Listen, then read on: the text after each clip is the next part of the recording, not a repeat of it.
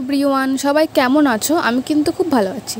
তো আজকের দিনটা কী ছিল সেটা আশা করি তোমরা বুঝতে পেরেছো। তো আমি সকাল সকাল স্নান টান সেরে বাড়ি শিবের মাথায় দুধ গঙ্গা জল ঢেলে নিয়েছি। তারপর রেডি হয়ে এখানে আলতা পরছিলাম।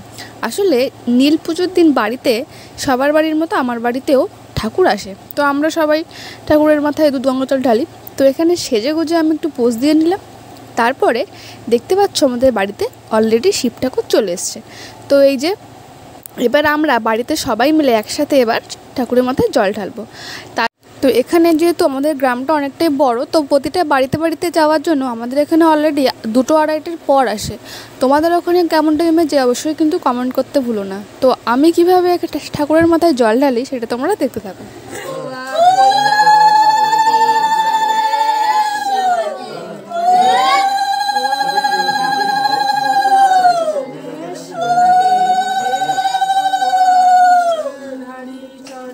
তোমরা দেখতেই পেলে আমি এখানে ঠিক কেমন করে ঠাকুরের মাথায় জলটা ঢাললাম। তারপরে এখানে মূল আর শেষ সন্ন্যাসীর মাথায় জল দিচ্ছিলাম।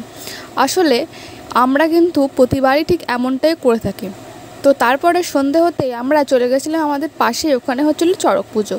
তো ওই চড়কের আগের দিন আসলে নীলের দিন সন্ধেবেলার যে পুজোটা হয় সেটাই আমরা দেখতে গেছিলাম। তো এখানে সন্ন্যাসীরা সবাই বসে আছে। অলরেডি আমাদের এখানে 19 জন সন্ন্যাসী হয়েছিল। তো এবার সবাই এখানে বসে আছে, ঠাকুরের মাথায় ফুল চাপাবে, সেই ফুলটা পড়বে সেটা দেখার জন্য। দেখতেই পাচ্ছ কত লোক, আর তার মধ্যে আমিও কিন্তু বাদ যাইনি। আমিও এখানে দাঁড়িয়ে দাঁড়িয়ে ওয়েট করছি ঠাকুরের মাথায় ফুল চাপানো দেখবো তাই। তো এইবার ঠাকুরের মাথায় ফুল চাপাবে সেটা তোমরা একটু দেখো। ঠাকুরের মাথায় ফুল চাপানো কমপ্লিট হয়ে গেছে, আর সত্যি বলতে এবার অনেকটা তাড়াতাড়ি সব ফুলগুলো পড়ে গেছিলো।